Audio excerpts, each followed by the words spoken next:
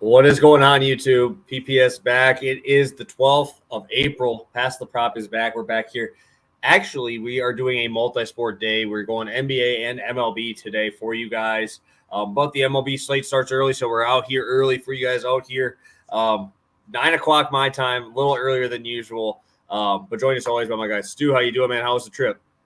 I'm doing good, man. It was great. It's definitely, since I started my account, like 3 years ago, it's the most time I've ever kind of like just stepped away and not made a single bet. The self-restraint was pretty crazy. Even there, I lived right now, I was at a hotel right next to like a Bet Rivers casino as well. And the temptation to just go in there was very strong. But we kept it calm. We enjoyed the vacation, and now we're back and ready to go. I saw in the meantime, you've absolutely been killing the MLB, which is awesome. And I know I've got a couple NBA playoff spots as well today. So it's a great time of year to be a sports fan. We're finally getting that data from this year, right? For the MLB, you're finally starting to get some numbers that you can actually use as opposed to just last season. And then obviously, if you're a basketball fan, we got playoff basketball right now. So great time to be a sports bettor. Happy to be back and ready to win some bets. Yeah, no, for sure, dude. Like I said to you right away this morning, dude, it was a whirlwind last night. I mean, I wasn't even watching again. Like, I feel like the best ones I've had are the ones I haven't been watching really the games, right? I watched a little bit of the first couple innings of DeGrom just shoving. But when I watched the Rangers sucked. When I watched the Cubs, they had no runs. And then I shut off the Cubs game, turn on the Rangers, and all of a sudden the Cubs just score 8 runs in that inning. That was a wild game. Obviously, my boy Kelnick came through for your boy here, so that was huge. So that was exciting. But yeah, Shohei getting the win ended up getting me about, I think it might be I think it ended up moving me up like 2,500 when Shohei got the win.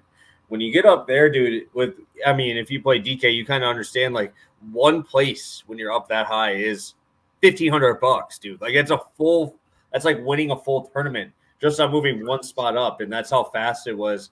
So I was the biggest Carlos Estevez fan, who was the closer of the Angels. I was like, dude, just get me through this, man. Come on, just one inning, dude, one inning, and luckily he came through. But yeah, MLB has been really good. 3 straight winning weeks for myself coming into this. And I'm excited to continue this. We're on a 7-show profit streak right now.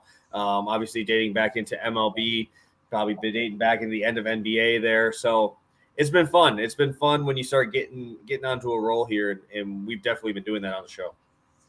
Yeah, man. I know. I mean, I see Joe in the chat too saying wild start to MLB up 57 units. Can't go back to the NBA Westland. I know that's kind of how you feel as well, right? When you're doing so well at a certain sport, it's like, why would I go over to the other one? So I'm glad we're going to have a little bit of a balance, for these next couple weeks with the playoffs, getting you guys some MLB and NBA. But yeah, it's a great time of year. The only thing I'm mad I missed the Masters. I was trying to sneak in some Masters plays on Past the Prop. But unfortunately, I guess I saved some of you guys who don't give a fuck about golf some time. But, good time of year. Excited to keep it going today.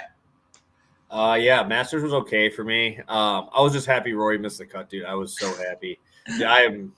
I was so pumped when I saw Phil just going up that board, and I was just like, dude, Rory just got smoked. That was awesome. JT doing that. I don't know if he did it for Tiger, but hey, maybe. Maybe he did. I don't know. Ari's just obviously the worst putter in the history of the planet world. Him and Morikawa sit there as like the best players. And then Scheffler just couldn't putt either. Dude, Scheffler should have been in that final group if he would just made those putts. But yeah, dude, it's wild. Shout out the Masters app, bro. That is the nicest app I've ever seen to follow a sport. It was so nice. I had my DFS lineups picked out, all those people. You hit the star button, and all those guys just go right there, and you see every single shot they take, which is unbelievable. So shout out to them, because obviously it's the biggest place in golf. But, man, that app was unreal. I picked it. I only found it on Friday. I wish I would have found it on Thursday. Mm-hmm. Yeah, no, I know what you mean. It's absolutely amazing I wish every sport had that, where you can just go player by player, only watch the guys you care about. It's definitely one of the nicer things we have. And I even think Morikawa tweeted that he's excited for next year to download the Masters app again. But we'll pivot back away from golf. I know most of you guys don't care about that. Just a reminder too, make sure to drop any questions you have in the chat. We know it's 10 a.m. We know it's 9 a.m. for you over there too. It's a little bit early. So if you're late, you didn't catch this early show, obviously the recording will be up all day. Drop the questions in the comments. We'll be here all day long answering all of them. And I want to make sure, obviously, I wanted to make sure I get a giveaway in here too today, because obviously we ended up having a nice night last night. That's not always, but obviously want to give back. So what I'm going to do is in the comments here, I want it on the bottom of the post-show comments, right? So you can put them in here, but make sure you do it at the post-show so I can actually see it, not just on the live stream. But we're going to see the longest long shot parlay that hits. Whoever gets one to hit, I'll send you like $50 or something. I'm gonna do something like that because we've been doing pretty good on Dinger Tuesday. Unfortunately, our show doesn't go on Tuesday, or else we would have done that. But we'll do that for our long shot parlay home run guy if you want. Whatever the longest odds I hit that you guys send in there, I'll shoot that over because I've been doing the Dinger Tuesday and obviously, dude, 2 times. Jose Abreu hits one 408, goes out in 15 ballparks. Nope. Then we have Corey Seager last night. Walk in a double, pulls his hammy in the 3rd inning, bro. It was brutal, dude, on that. But Trey Mancini, shout out Trey Mancini, hit me a dinger last night at plus 450. That was nice.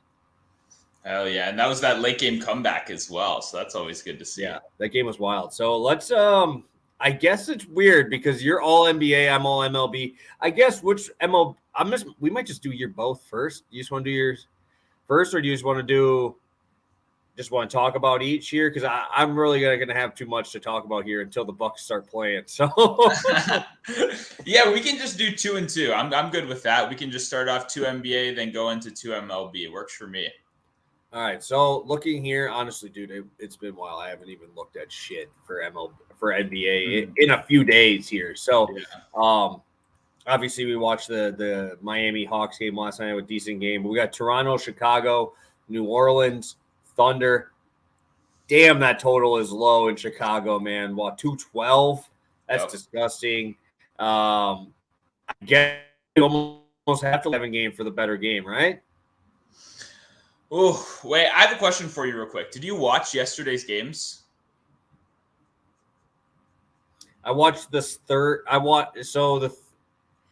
through the 3rd quarter was when the DFS contest ended. So I watched like the last 11, 12 minutes of the Laker game. Because I'm just curious with that information. I feel like I can't bet an over in the playoffs right now.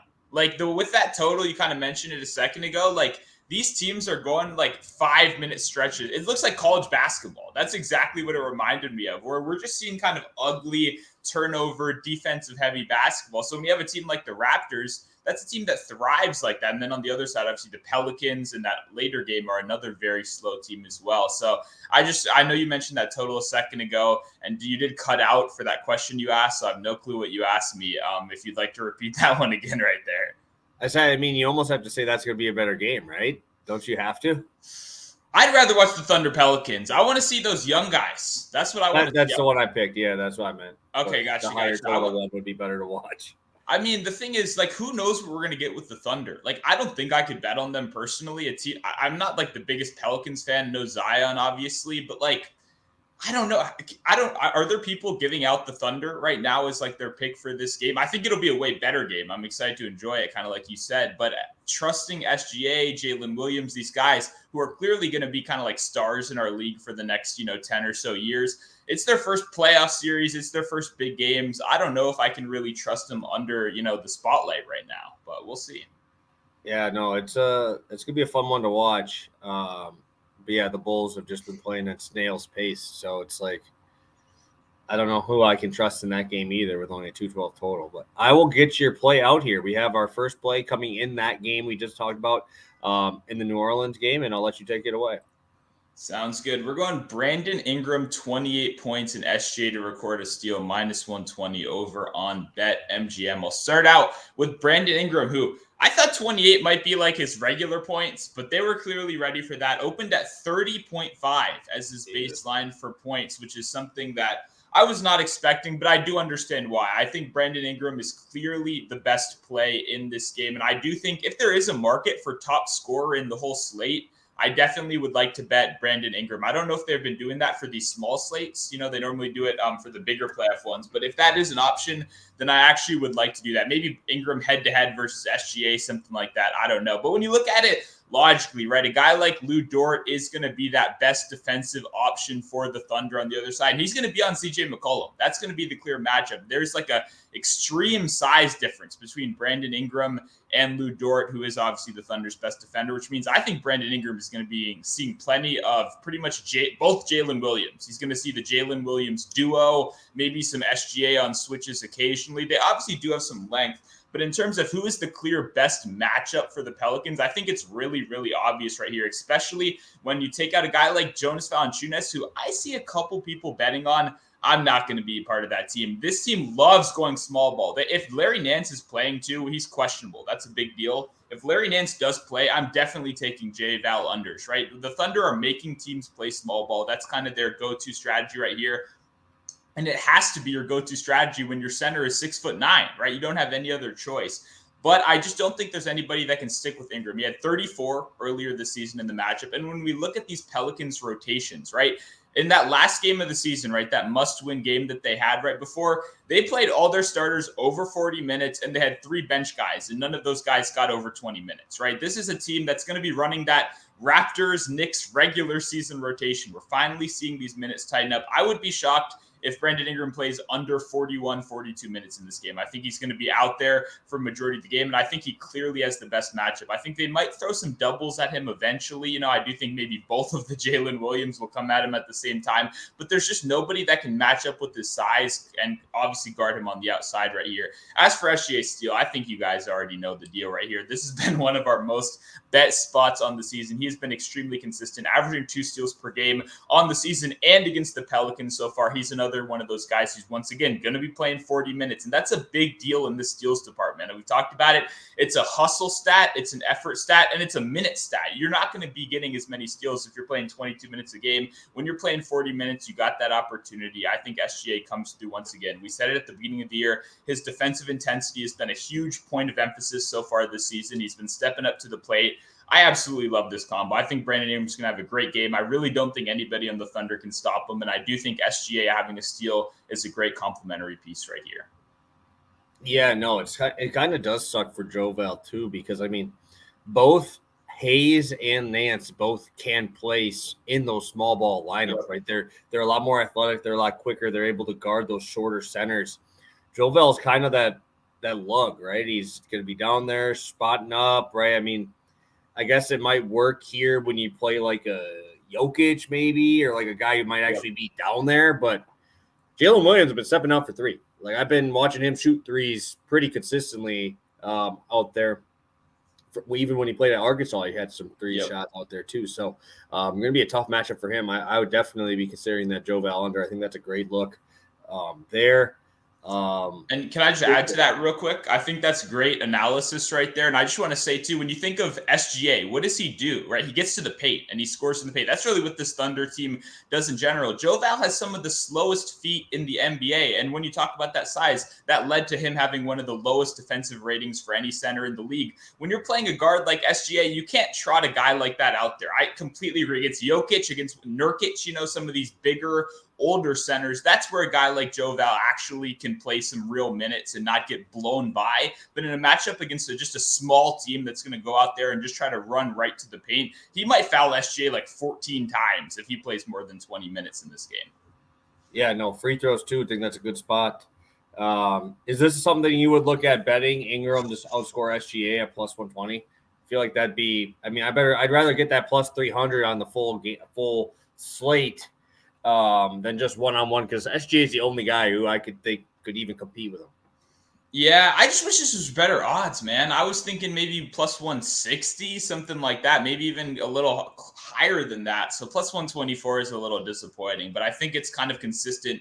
If you just open up the Ingram lines, I mean, every single one is insanely high. 30 points, 7.5 assists, 7.5 rebounds. It's not like they're really letting you get anything easy, and that's on purpose, right? They don't want us to bet on Ingram because it's such a good matchup here. So I don't mind that, but I'd rather go the full slate and get a little bit better odds if we can find that.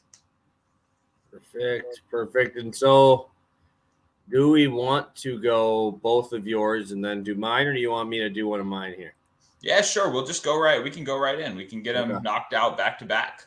All right, here we go.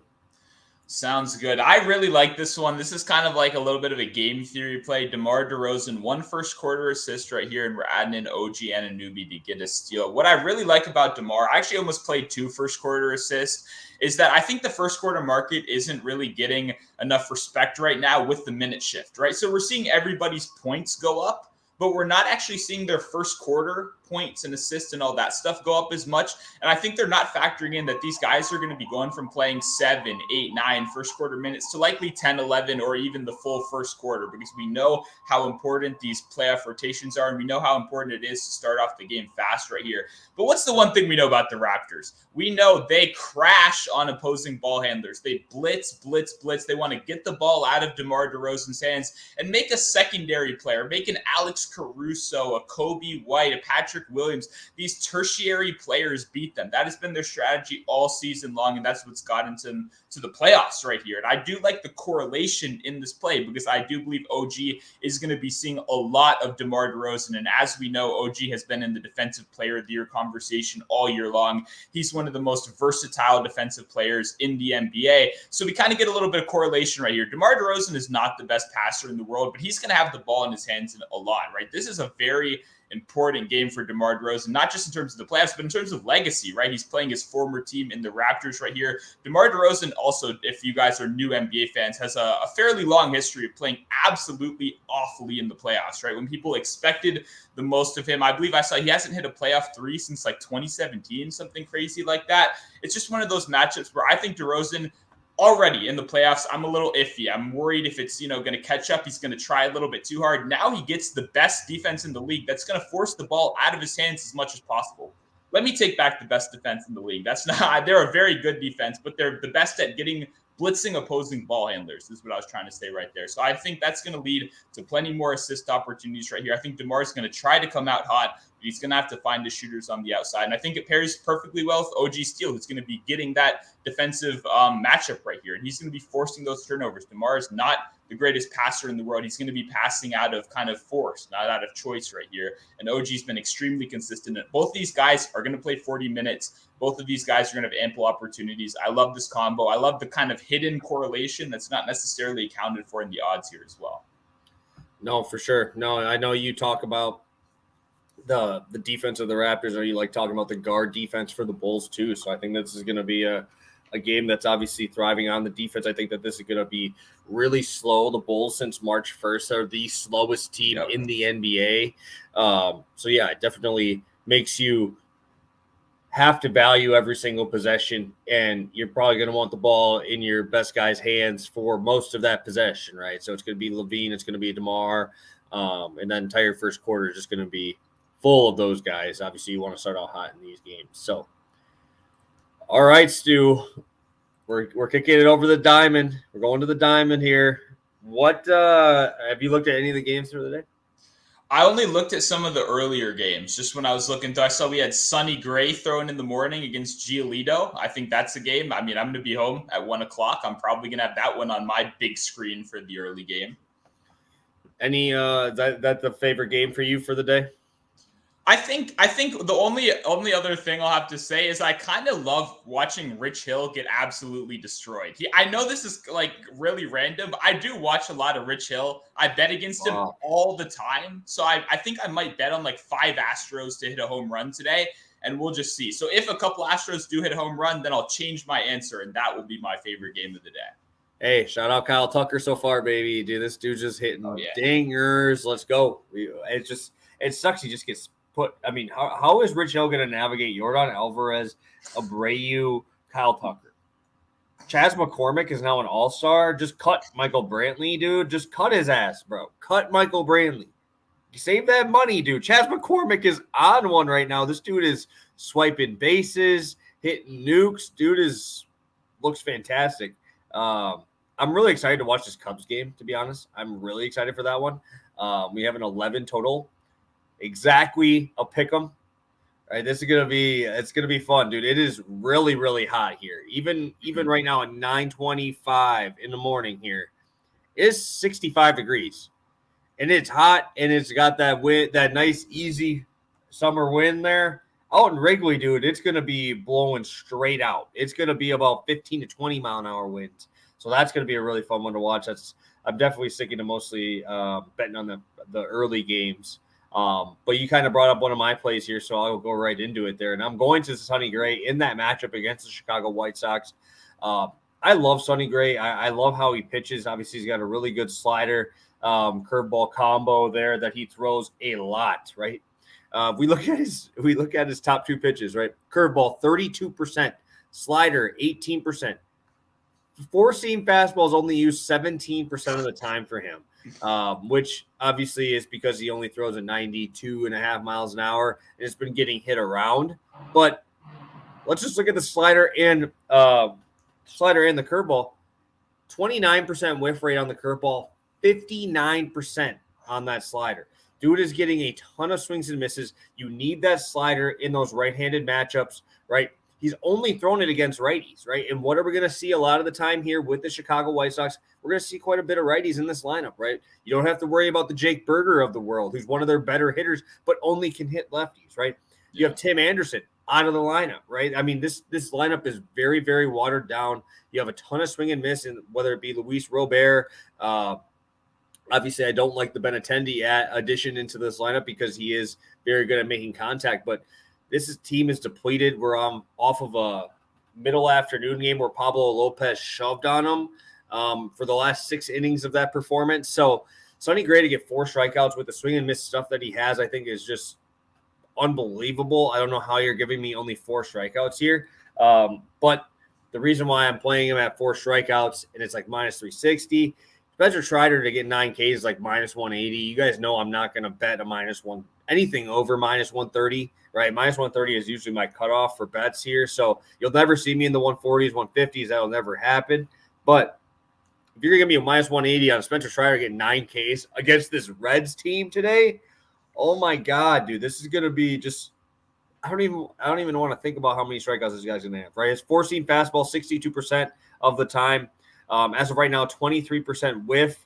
The slider is unhittable with a 57% whiff, and he's thrown 11 changeups. This right here is the deal breaker, and why I'm taking him is when he faces lefties, he's thrown 11 changeups this year with a 68% whiff rate on it. That pitch is just wipe out, doesn't use it much. He only uses it against lefties, but it just gives you another thing in the back of your mind you got to worry about for a guy who's got unbelievable elite strikeout stuff. I like how they're letting him go a little bit deeper into games. And this dude's whiff rate is pushing Jacob deGrom whiff rate. That's how high it is. And that's how good this guy is. And we're facing a nice Reds team. You got a ton of swings and misses. I mean, you might see some Spencer Steer in this lineup. India strikes out. Tyler Stevenson's had a lot of swings and misses to start the season, even though I'm really, really high on him. But that Fraley, Friedel, the guys that do put a lot of contact on the ball are those lefties. And he has been amazing versus lefties to start the season. So really like the changeup aspect that he's brought into it. I think that's going to make a huge difference. And I think that we're going to see a lot of strikeouts here from both guys today. Yeah, no, I love the Gray call. Obviously, I've been a fan of Sonny Gray for a while as well right here. And he's one of those guys that I like. He gets deep into games, even if he's not necessarily the traditional strikeout pitcher at times, right? If he gives you that 6-7 innings, you're going to have plenty of volume. And then you kind of killed it on the Strider thing. I don't think I need to add anything. He's clearly like the young, maverick, the new like he's the guy, you know what I mean? And obviously 9 is a high number. It's a scary number. But when you look at that Reds team, which is not too many big names over there unless you're a big Will Myers fan. So I love this play right here. I think Strider's going to absolutely demolish these guys. This is one of those he could get in like 5 innings right here, which is pretty crazy to say. Yeah, we've seen the strikeouts up in a lot of guys. I don't know if you watched Andrew Heaney strike out the first 9 Royals, right? I mean, there's been a lot of these games where you're seeing some pretty high strikeout totals. But yeah, Strider has a very long leash, right? I mean, the Braves were losing the game yesterday. Kyle Wright, obviously coming off that injury, did get hit around, but he had a lot of walks, right? And Spencer Strider, for a guy who throws as hard as he does, I thought he would have a higher walk rate. He only had an 8.5% walk rate last season. So that's a little bit more encouraging. Obviously, I don't really look at too much of this season's numbers Obviously, only through 2 starts, but dude's gonna be. This is gonna be a fun matchup to watch and watch Spencer Strider kind of do his thing out there.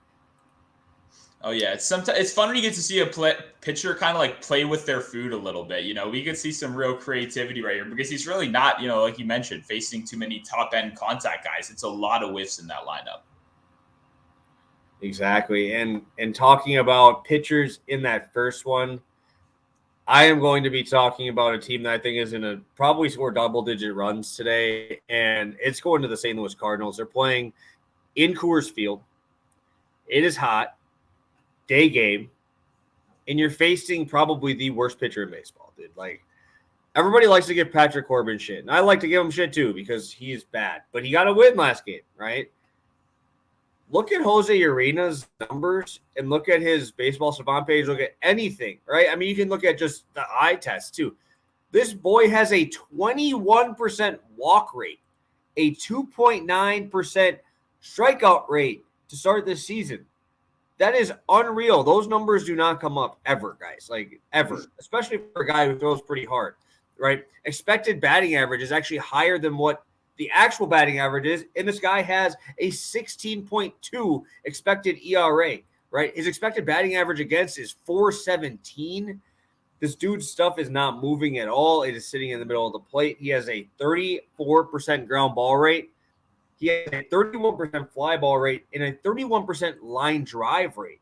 So those numbers, if we're going to see 6 out of 10 of these balls put in play, which is going to be put in play when you have a strikeout rate of 2%, you're going to see a lot of balls put in play. And if 6 out of 10 of the balls put in play are going to be up in the air today, this is going to be dreadful. This is going to be really bad for Urena. What I do like was the Rockies competed last night.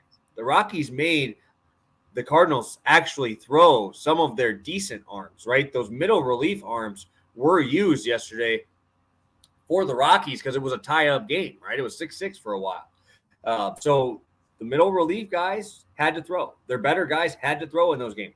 They threw well in the game before that as well. So we should be seeing some back-end bullpen arms. We should be seeing some scrubs coming in here, especially if Urena is doing what he's usually doing and only going about 3 innings, right? So if we get 6 innings of this pen, right, we're the away team in this spot as well.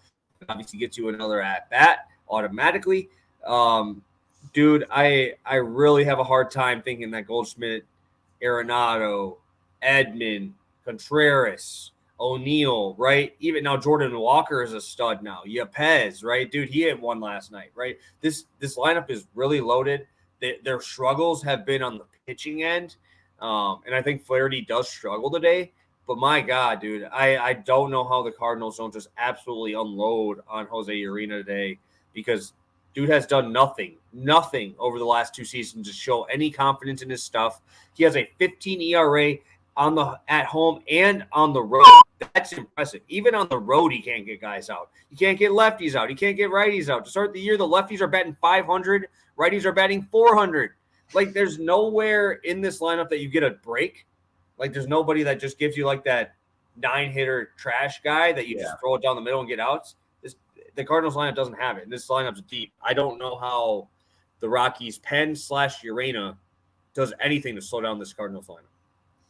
Yeah, no, I love this spot right here. You kind of nailed it at the end. Like, what did Urena do last season that proved that he should come back and be a starter again? Because it was more me with hit parlays and you with team totals. We bet against him pretty much every single start last season. And obviously it looks like the Rockies were just fine with running that back this year. And I think it was like the 3rd game of the season this year that you told me, like, maybe I should just bet the Cardinals team total every single day. And it seems to have been a pretty good strategy so far because this offense is electric and it's deep, like you said. Guys off the bench are coming in and contributing. It's going to be a strong offense all year long. Yeah, dude, it's just I can't. Everybody talks about fading Corbin, right? And it's just like the cool thing to do, right? But I'm sitting over here fading Urena and making fat bags, and it's pretty nice. It's just nice to be sitting there knowing, like in a game, like you're hoping a guy gets a hit, right? You're hoping something good happens. When you see Jose Urena up there, it's just like, what good thing's going to happen, right? Is he going to walk him? Like, you're almost hoping that he doesn't walk him so you end up getting some barrels, right? Like, that's the type of mindset that comes out when Urena's on the bump because you're not even worried about striking out. Like, there's no strikeout upside here at all. Like, Urena is, dude, it's like, oh, dude, I mean, I could talk all day on it, but I think I got enough out. Yeah, no, I love this spot, though. I'm going to continue to be, heavy on this Cardinals offense. And yeah, every fifth day they decide to trot Urena out there. You and me are both going to be here to bet on that other side, whoever it is. Yeah, dude, it's going to be gross. It's going to be gross to watch it, dude. Let's do a quick recap here. We're at 30 minutes. I know we're at that early time, so I wanted to make sure we get that all out to you guys quick. And before your lunchtime, so you guys can enter that giveaway. Like I said, make sure you comment either a long shot, a home run guy, whatever you want. The biggest plus odds that hits, I'll be sending $50 to just for appreciation for you guys tuning in every single show.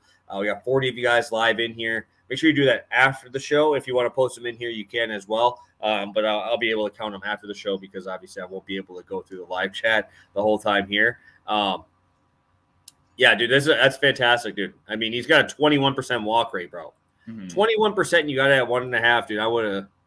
I hope you unloaded the clip on that one. Hopefully you unloaded on that one because I'm sure it's going to be at 2.5, 3.5 here pretty quick. So let's recap. If you want to, do you have a long shot or no today? No long shot for me today.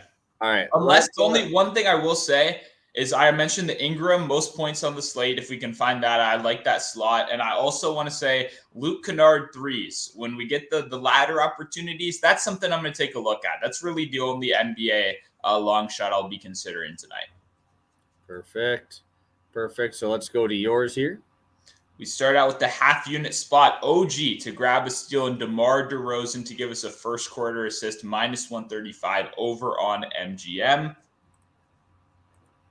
And then we went over for our full unit play. Absolutely love Brandon Ingram today. 28 points, add in SGA steal, minus 120 over on DraftKings, MGM, Caesar, all that stuff.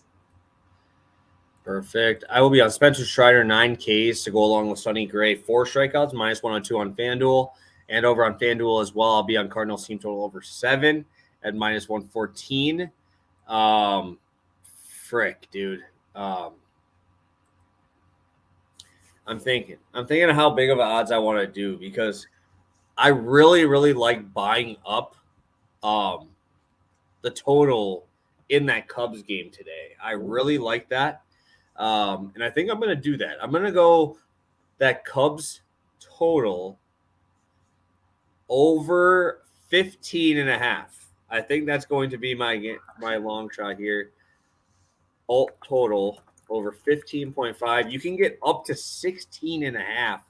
That might be even a little high for me. But I'll take the 15.5. You can get this at plus 360. I think that's high enough to consider a long shot here. So I'm going to go over there. Dude, this weather environment is going to be absolutely perfect. I know Logan Gilbert is a ground ball guy, but this Cubs lineup, that's all I need to see from them last night was they were able to put the ball in the air. They were able to get those extra base hits. Obviously, it's going to play like a little league field today. I'm not even kidding. Like Wrigley's already short. It's a short port. Yeah. But now you got this, right? I mean, even Stroman, ground ball guy. I think it's going to be a fun game. I think it's going to be a pinball game. I think it's going to be a ball up in the air that should be a pop-up. Has a chance to get out today, right? Logan Gilbert, I know, does have good stuff. I know Stroman has good stuff, both ground ball guys, but you can't make one mistake up today, right? And in a game like this, if you're just going to live down in the knees, these hitters are way too good for that. I think that we're going to see some fun numbers here. Again, both starters yesterday went like 2 innings, right? Mm-hmm. Again, no one talks about taxing the bullpen enough, right? That is something that you need to bring up when you're doing these third, fourth games of series, right? Because it's just back to back to back, right? It's not like you get 2 days off. Half of the bullpen right now is not even going to be usable today because they had to throw multiple innings. They had to throw a high number of pitches for a relief guy. I mean, we could see some back-end scrubs today, right? I mean, we saw I think Diego Castillo went in there for the game against the Cubs last night. He went 2 innings. That's one of their better guys, right? Munoz also is out as well. He's on the IL, the closer there for the Seattle Mariners as well. So, shit, dude, this is gonna be home run city. Yeah, when MLB games go over too, they go way over, right? This is one of those things where it's like when like you said, when if the starters go out early and that tired bullpen has to, I mean, we could see some position players out there. Who knows? So it's one of those spots where if we do get the game script you like, then I like the path to this. I think the number might scare people, but you got to realize you see a lot of like 2-0 games and a lot of like 10-9 games. You know what I mean? There's a little bit less in the middle than there are in most sports. Dude, it's just, you can't, you know how hard it is to be perfect out there on the bump? Like, it doesn't happen, right? A lot of these guys, you see them that they drive the ball like 20 feet from the track and they just miss something, right? Now you're in one of these smallest parks. You're in a park that's going to be playing 30 feet short now. And all you got to do is pretty much put it in the air, dude. Like, a big league pop up to center field is probably hitting the wall, right? Dude, I'm really pumped. I'm sure the Cubs will find a way into my DFS lineup again today. The Cubs, Cardinals, Seattle, right? A lot of teams here in very good hitting environments. Not many great arms on the bump either today. So it's going to be a battle of the hitters for the DFS spots today. So I'm excited. I'll be getting after it again there. So, Stu, what do you got for the people before we head out today? Nothing much, man. Just excited to keep on winning, right? 7 straight winning shows in here. You just took down a freaking DFS tournament. I know you've been holding down the show while I've been gone on the MLB end. So just encouraging people, join that giveaway. See if you can beat whatever Nationals player I picked to pick a home run today, because that probably won't happen. So I'm pretty much just an invisible entry in there. So I'm definitely going to be joining up. I'm excited. I appreciate everybody tuning in. I'm sorry. I feel a little rusty. I don't think I've gone a week without doing these in a while. So I'm just ready to jump back in the swing of things. I learned Chris Bubich is good. He can pitch now. Things are crazy in the MLB. I don't know what's going on. Don't say that ever, dude. Don't say that ever, bro. That's like this guy saying he's going to have a Cy Young outing for fucking, what's his face? Incoming Cy Young performance by Urena, dude. That's like saying Chris Bubich is good, bro. Like, oh my God, that's tough to hear. That's a hell of a way to end the show. These people are probably shutting us off after they just heard that comment there. But Brian, make sure you comment that after the show. I'll be putting my own the Cubs one underneath right after we end the show and then end the broadcast here. And then, yeah, make sure you guys enter. I think it'll be fun. Hopefully, I'll be able to send multiple people $50 if you guys are real long shots. So have a good one, guys. Best of luck tonight. We're coming at you guys. Hopefully, we can get that A straight show. But if you are still here, 3080, guys, hit that like button and subscribe. We'll be back here on Friday with some more winners. So have a good one, guys. Peace.